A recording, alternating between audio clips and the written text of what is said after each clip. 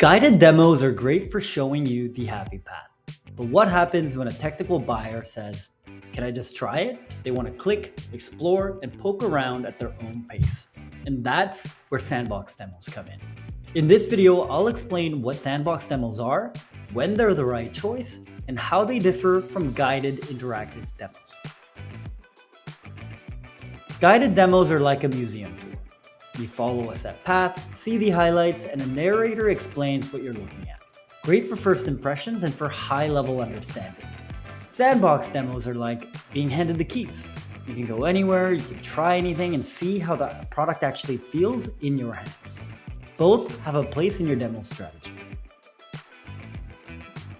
During live calls, reps often need to jump between high-level flows without risking broken data or awkward setup.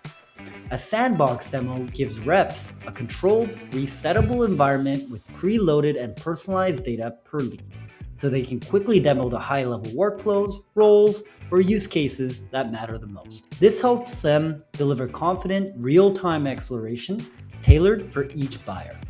If your product has depth, multiple modules, pages, customization options, a guided demo often can't show everything. Sandboxes let technical buyers scroll around and verify that, yes, it can do what I need. Some products need to be experienced, not explained. A sandbox lets buyers feel the UX, things a guided demo can only flow through quickly.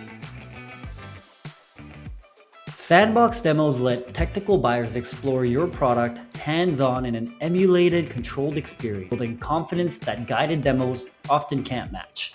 They're best for complex products, further down the evaluation stages, and enterprise deals with multiple stakeholders.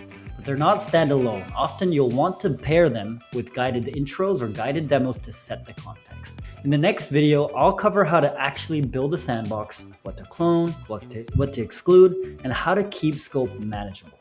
I'll see you there.